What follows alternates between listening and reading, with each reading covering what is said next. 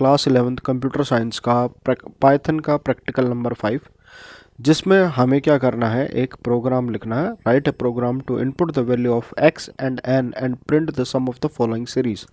और जो हमारी सीरीज होगी वो क्या होगी, 1 plus X square plus X raise to power 3 plus X raise to power 4, और जो कि टर्म जा सकती है X raise to power n तक।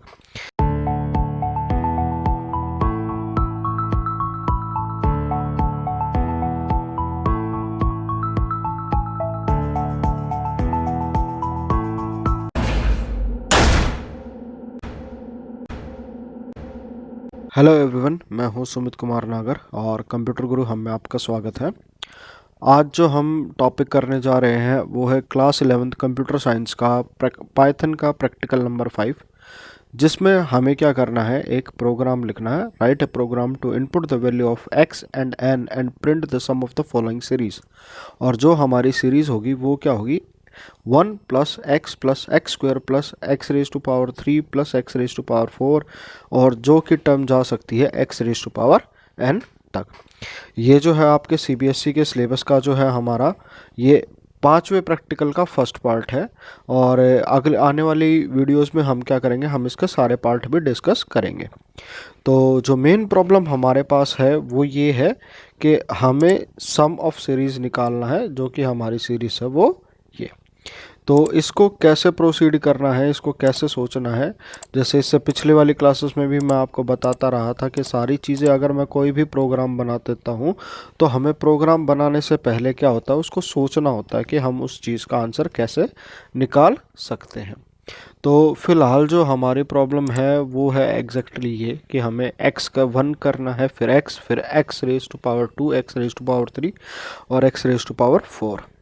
तो इससे पिछली वीडियो जो हमने बताई थी, हमने उसमें यही कहा था कि x की पावर अगर आ जाती है उसको कैसे सॉल्व करते हैं। तो इसका अगर मैं बात करूं तो इसको मैं ऐसे काउंट कर सकता हूं, इसको मैं यहाँ पर लिख सकता हूं कि ये है x की पावर, पहला लिख सकता हूँ मैं x की पावर 0।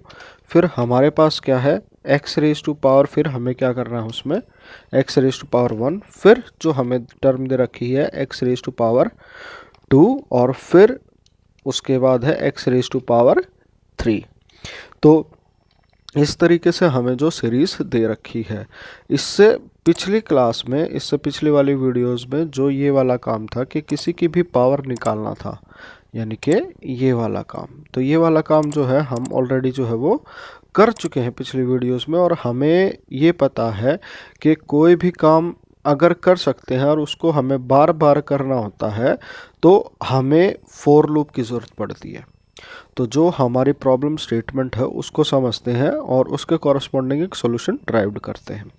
तो सबसे पहले हमें जो चीज़ बताई गई है वो होगी, हमारे पास x और n की वैल्यू इनपुट आएगी। जो हमारा जो सबसे पहला स्टेप होगा काम को करने के लिए, वो उसमें हम क्या कराएंगे, इनपुट कराएंगे value of x and n। जब ये हमारे पास वैल्यू आ जाती हैं, इससे पिछली वाली वीडियोस में मैंने आपको बताया था कि सेम प्रॉब्लम को सॉल्व करने के हमारे पास 3 तरीके थे। तीनों में से हम जो है कोई भी मेथड लगा सकते हैं। तो उसमें से इजीएस्ट मेथड था वो था हमारा एक्सपोनेंट ऑपरेटर का। जो एक्सपोनेंट ऑपरेटर क्या होता है, जिसको EXP ऑपरेटर भी कह देते हैं, और वो ये क्या कहता है कि किसी के बाद अगर मैं 2 बार मल्टीप्लाई कर देता हूँ तो उसकी पावर कैलकुलेट हो जाती है। तो हमें क्या करना है, पहले x रेज टू पावर 0 को कैलकुलेट करना है, फिर x रेज टू पावर 1 को उसमें जोड़ना है, फिर उसके बाद x रेज टू पावर 2 को जोड़ना है और x रेज टू पावर 3 को जोड़ना है। तो हम इसको क्या कर सकते हैं कि और बाद में जो हमें सम सारा निकालना है। तो इसको अगर मैं सोचूं तो कैसे सोचेंगे हम कि हमें एक वेरिएबल की ज़रूरत पड़ेगी जो होगा सम, या जिसको कुछ भी नाम दे देंगे, और उसमें क्या होगा, जो एक्सपोनेंट ऑपरेटर है वो पहले 0 बार होगा, फिर 1 बार होगा, फिर 2 बार होगा और 3 बार होगा, और ऐसे उसमें हम क्या करेंगे, बार बार रिपीट करते रहेंगे। तो अगर बार बार रिपीट करना और एडिशन करना है तो उसके बाद डेफिनेटली हमारे पास जो आएगा वो क्या यूज़ होगा, फॉर लूप यूज़ होगा। तो उसके अंदर हम क्या कर सकते हैं, इससे पिछले वाली क्लास में मैंने आपको बताया था कि हम उसको इस तरीके से मैनेज कर सकते हैं कि जैसे हम लिख देते हैं कि फॉर आई इन रेंज, फिर जो भी n की वैल्यू रहेगी वो हम यहाँ पर दे देंगे। और उसके बाद हमें क्या करना है, हमें सम के अंदर जो है वो एडिशन करना है। किसका, वहाँ पर हमें क्या करना है, हमें x जो हमें दे रखा है उसको जो होगी वो i की वैल्यू से हम उसको पावर को कैलकुलेट करते रहेंगे और यहाँ पे भी लिख देंगे कि सम प्लस। तो बात क्या होगी, जैसे अगर मैं रेंज की अगर बात करूं तो रेंज फंक्शन के बारे में इससे पिछले वाली वीडियोस में मैं बता चुका हूं कि रेंज फंक्शन अगर बात करते हैं तो रेंज का मतलब क्या होता है। रेंज में अगर वैल्यू हम मान लो यहाँ पर मेरी n इज इक्वल टू आ जाता है 5, तो रेंज के अंदर क्या वैल्यूज़ आएंगी, वो रेंज के अंदर वैल्यूज़ आएंगी वो आएगी 0, फिर 1, फिर 2, फिर 3 और फिर 4। तो इस तरीके से अगर मैं कैलकुलेट करूँगा तो हमारे पास क्या प्रॉब्लम होगी, जो वैल्यू है वो लास्ट में 5 नहीं आएगी। तो हमें यहाँ पर क्या करना पड़ेगा, n के प्लेस पे हमें जो है वो n+1 करना पड़ेगा, तो जाके जिससे जो भी वैल्यूज़ हो वो लास्ट में 5 भी आ जाए और जैसे हमारे पास x की जो भी वैल्यू आएगी और 5 आ जाएगी तो उसके कॉरस्पॉन्डिंग जो है सॉल्यूशन निकल जाएगा। अब अगर इसी प्रोग्राम को अगर मैं रन करूँगा और सम को हम इनिशियलाइज करवा देंगे स्टार्टिंग में 0 से, तो यहाँ अगर मैं आपको करके बताऊं कि सम इज़ इक्वल टू अगर मैं 0 ले लेता हूं तो सबसे पहली जो चीज़ें कैलकुलेट होगी वो, अगर इसको रन करेंगे हम, मान लो यहाँ पर हमारे पास है n की वैल्यू 5 ही है, तो सबसे पहले अगर ये रन होगा तो हमारे पास क्या होगी, अगर मैं यहाँ पे बता देता हूँ कि फर्स्ट टर्म में क्या होगा। जैसे ही कैलकुलेट करेंगे, मान लो 2 है और हमें जो करना है उसमें हमें ये मिल जाता है कि x जो हमारा है 2 और n जो हमारा है वो 5, तो उसके टाइम पे हमारे पास सॉल्यूशन क्या होगा, तो जो आंसर निकलेगा, जैसे सम में वैल्यू होगी अभी 0 होगी, तो सम में क्या वैल्यू आएगी, सम में यहाँ पर वैल्यूज आ जाएगी 0 + 1 और फिर उसके बाद सम की वैल्यू क्या हो जाएगी, यहाँ पर हो जाएगी 1। फिर उसके बाद अगर नेक्स्ट आइट्रेशन होगी तो उसमें वैल्यू आ जाएगी हमारे पास सम इज इक्वल टू, और उसमें जो सम की वैल्यू है वो क्या हो जाएगी हमारी 1।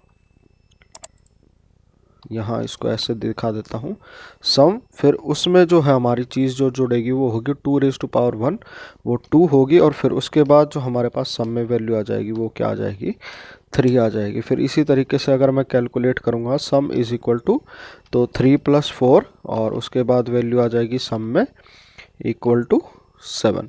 तो इस तरीके से जो है हमारा प्रोग्राम जो है वो रन होगा और यही सारी चीज़ें हमें करके दिखानी है। तो बाद वाले जो 3 मेथड है, मैं 3 मेथड डिस्कस कर चुका हूँ कि उसी के ऊपर हमें जो है बार बार चीज़ें प्रैक्टिस करनी है। तो एक मेथड ये है जिससे हम सारा काम कर सकते हैं, बाकी 2 मेथड के लिए भी मैंने प्रोग्राम ऑलरेडी बना रखे हैं और मैं आपको बनाकर वो रन करके दिखा दूंगा कि कैसे क्या चलेगा।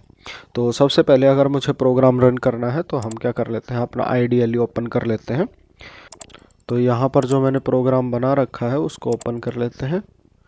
तो ये देखिए, ये जो है मैंने प्रोग्राम बना रखा है। इससे पहले भी मैं आपको बता चुका हूँ, अगर आप कोई भी अच्छा प्रोग्राम लिखते हैं तो प्रोग्राम में जो है आपका मीनिंग जो है वो अच्छे से एक्सप्लेन होना चाहिए कि आपका प्रोग्राम क्या करना चाह रहा है और कैसे करना चाह रहा है। तो सबसे पहले जो है आपको कमेंटिंग ज़रूर करनी पड़ती है ताकि पढ़ने वाले को ये चीज़ें पता चल जाए कि ये प्रोग्राम जो है एक्चुअली में करेगा क्या। तो हमारा प्रोग्राम कर रहा है write a program to input the value of x and n and print the sum of the following series, और ये हमारी सीरीज़ है। फिर उसके बाद जो पहली इन्फॉर्मेशन जाएगी वो अबाउट द प्रोग्राम होगी कि प्रोग्राम करने जा रहा है। फिर हमारी जो मेन चीज़ें थी वो थी कि हमें एक x की वैल्यू इनपुट करानी है और n की वैल्यू इनपुट करानी है। ये वाली सारी चीज़ें मैं आपको पिछले क्लासेस में समझा चुका हूँ। तो जो मेन डिफरेंशिएशन आता है वो आता है लॉजिक की वजह से। अभी जैसे हमने लॉजिक डिस्कस किया था कि एस में जो है हम स्टार्टिंग में सबसे पहले वैल्यू जो है वो 0 असाइन कर देंगे। फिर उसके बाद जो हमारा आई की वैल्यू है वो कहाँ से कहाँ तक चलेगी, अगर 5 होता है तो वो 0 से 4 तक चलता है, बट हमें यहाँ पर जो लास्ट में वैल्यू है वो इंक्लूड चाहिए, इसलिए हम यहाँ पर n+1 कर देंगे। तो यहाँ पर क्या देखिए, के जो है मैंने इंटरमीडिएटरी वेरिएबल ले लिया है जो कि बार बार इसकी वैल्यू को होल्ड करेगा कि अगर x की पावर 0 है तो क्या वैल्यू आएगी, x की पावर 1 है तो क्या आएगी, 2 है तो क्या आएगी, 3 है तो क्या आएगी, उसको होल्ड करेगा और उसको सीरीज में ऐड करता चला जाएगा। तो पहले एक ऐड किया है, ये ऐड काम किया, तो रिपीटेटिव काम हो रहा है सारा, तो एक फोर लूप के अंदर हम उसको काम आसानी से कर सकते हैं। फिर उसके बाद जब होगा हम साथ साथ में जोड़ते चढ़ेंगे और जैसे ही लूप ख़त्म हो जाएगा हमारे पास जो हमारा फाइनल सॉल्यूशन है वो आ जाएगा। तो अभी हम प्रोग्राम कर रहे थे, इसको अगर मैं रन करके दिखाऊं तो जैसे ही मैं इसको रन करता हूं, जैसे हमने अभी डिस्कस किया था 2 हो और 5 हो तो क्या सीरीज आएगी हमारे पास, सम है वो 63 हो जाएगा। एक बार और कोड को रन करके दिखा देता हूं जिससे आप कैलकुलेट कर सकते हैं कि जो हमारा आंसर आ रहा है वो ठीक आ रहा है या नहीं आ रहा है। तो 2⁻³ होता है 8, फिर उसके बाद 4, 2 एंड 1, तो 7 और 8 15, जो कि हमारा आंसर है बिल्कुल ठीक। फिर इसको बाकी दूसरे मेथड से कैसे किया जा सकता है, ये प्रोग्राम भी मैंने बना रखा है, मैं आपको दिखा देता हूँ। तो जो ये वाला मेथड था, मैंने आपको इससे पिछली क्लासेस में जब हमने डिस्कस किया था तो मेन इसी मुद्दे पर आए थे कि आप इस वाली चीज़ को कैसे कैलकुलेट करेंगे। तो सेम हमें यहाँ पर इन दोनों प्रोग्राम में कोई भी डिफरेंस नहीं है। हम यहाँ पर जो है एक्सपोनेंट ऑपरेटर का यूज़ कर रहे हैं और यहाँ पर जो है हम मैथ के फंक्शन का यूज़ कर रहे हैं। तो बस ये एक स्टेटमेंट है जो डिफरेंशिएट करेगी और बाकी आपका पूरा का पूरा प्रोग्राम जो है वो सेम रहेगा। यानी कि सेम चीज़ों को करने के लिए दो तरीके हो जाते हैं। इसमें हमें जो है मैथ मॉड्यूल इंपोर्ट करना पड़ेगा और फंक्शनैलिटी का यूज़ करना पड़ेगा math.pow की जो पावर है, और फिर बाद में यही चीज़ें करनी है। अगर इसके ऊपर भी अगर मैं रन करके दिखाऊं तो यहाँ पर भी 2 करता हूँ, 3 करता हूँ, तो वैल्यू हमारी जो है वो एग्जैक्टली जो आंसर आता है वो आ जाता है। फिर उसके बाद जो दूसरा मेथड था, जैसे जो पिछले वाले क्वेश्चन में बताया था, जब हमने वैल्यू कैलकुलेट की थी कि कोई भी अगर नंबर हो जाता है, जैसे इससे पिछली वाली क्लास में जब मैंने आपको बताया था कि हम 2⁻³ को अगर मैं कैलकुलेट करता हूं तो हम क्या कर सकते हैं, 2 को मल्टीप्लाई कर सकते हैं 3 टाइम्स पे। तो जो बेसिक डिफरेंस यहाँ पर और पिछले वाले क्वेश्चन में आएगा, इन तीनों मेथड में आएगा, वो सिर्फ यही वाली चीज़ें होंगी कि आपने इस वाली चीज़ को कैसे कैलकुलेट कर रखा है। जो हमें जिसको कैलकुलेट करना था बार बार अगर मल्टीप्लाई करते हैं तो उसके अंदर जो है हमें नेस्टेड फॉर लूप का यूज़ करना पड़ेगा, क्योंकि पिछली बार जब पावर कैलकुलेट की थी तो वो 1 गो में हो जा रही थी और यहाँ पर क्या है, बार बार मल्टीप्लाई करना पड़ रहा है। तो इसके लिए जो हमें चीज़ें यूज़ करनी पड़ेंगी उसको बार बार मल्टीप्लाई करना पड़ेगा, कि जैसे ही एक के अंदर ही हम उसको बार बार मल्टीप्लाई कर रहे हैं, तो इसके लिए नेस्टेड फॉर लूप लगेगा। ज़्यादा डिफरेंस नहीं है। अगर मैं इसको ये समझाऊंगा तो ये काफ़ी लंबी हो जाएगी और आपके समझ में नहीं आएगी। अगर आपको इसके बारे में पर्सनली जानना चाहते हैं तो आप कमेंट कीजिएगा, मैं कमेंट में आपको ये ज़रूर बताऊंगा कि ये प्रोसेस क्या हुआ है। और इसमें जो है एस और के की वैल्यू जो है वो भी डिफरेंशिएट करेगी, क्योंकि जो हम स्टार्टिंग पॉइंट से लेंगे इसमें जो है अगर मैं वैल्यू 0 लिख देता हूँ तो जे वाला लूप एग्जीक्यूट नहीं होगा, और के में है वैल्यू जो 0 आएगी और वो बार बार मल्टीप्लाई होती रहेगी। तो इस 3 तरीके से हम जो है वो प्रोग्राम को कर सकते हैं। सबसे ईजीएस्ट मेथड रहता है आप एक्सपोनेंट ऑपरेटर का यूज़ कीजिए, उसके बाद अगर आपको मैथ वाला यूज़ करना है तो वो भी यूज़ कर सकते हैं, और आपको और ज़्यादा एक्सपेरिमेंट करने हैं कि पावर कैलकुलेट किस तरीके से होती है तो आप जो है नेस्टेड फॉर लूप का भी यूज़ कर सकते हैं। तो आई होप आपका कंसेप्ट क्लियर हो गया होगा, और मैं आपको ये चीज़ बार बार बता रहा हूँ कि सिर्फ एक प्रोग्राम को करने का एक ही तरीका नहीं हो सकता, इसको हम अलग अलग तरीक़ों से भी कर सकते हैं। तो अगर आपका कोई भी डाउट है तो कमेंट कीजिएगा। अगर आप चाहते हैं कि मैं आपको नेस्टेड फॉर लूप समझाऊं तो आप उसके लिए भी कमेंट कीजिएगा। और आई होप कि आपका जो है कंसेप्ट है वो क्लियर हो गया है।